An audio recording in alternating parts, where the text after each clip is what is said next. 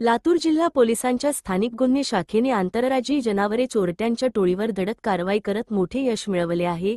या कारवाईत लातूर जिल्ह्यासह बीड, जालना, नांदेड आणि हिंगोली जिल्ह्यातील तब्बल 41 जनावरे चोरीचे गुन्हे उघडकीस आले आहेत। परभणी जिल्ह्यातील 3 आरोपींना अटक करण्यात आली असून 24,68,000 रुपयांची रोकड जप्त करण्यात आली आहे। या कारवाईमुळे जनावरे चोरीमुळे त्रस्त असलेल्या शेतकऱ्यांना मोठा दिलासा मिळाला आहे।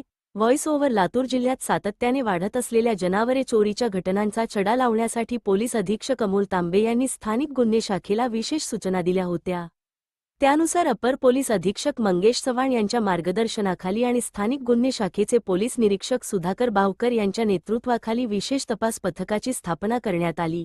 तांत्रिक विश्लेषण, गुप्त माहिती, संशयितांवर पाळत आणि विविध जिल्ह्यांतील तपासाच्या आधारे पोलिसांनी या आंतरराज्यीय टोळीपर्यंत मजल मारली।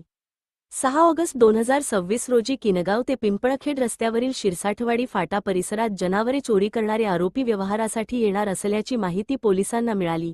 पोलिसांनी सापळा रचत परिसराला वेढा घातला। पोलिसांना पाहताच आरोपींनी पिकअप वाहनातून पळून जाण्याचा प्रयत्न केला, मात्र पाठलाग करून पोलिसांनी अतिक सुलतान कुरेशी, राहणार गंगाखेड, जिल्हा परभणी, मुजाहिद बाबू खाटीक, राहणार परभणी आणि साजू गफार कुरेशी, राहणार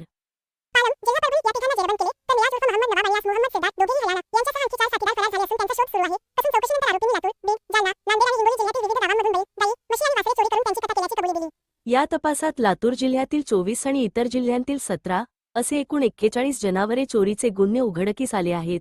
पोलिसांनी आरोपींकडून 24,68,000 रुपयांची रोकड जप्त केली असून ही रक्कम जनावरे चोरी करून मांस विक्रीतून मिळाल्याचे तपासात निष्पन्न झाले आहे। ही उल्लेखनीय कारवाई पोलीस अधीक्षक अमोल तांबे यांच्या मार्गदर्शनाखाली अपर पोलीस अधीक्षक मंगेश चव्हाण, स्थानिक गुन्हे शाखेचे पोलीस निरीक्षक सुधाकर बावकर, सहाय्यक पोलीस निरीक्षक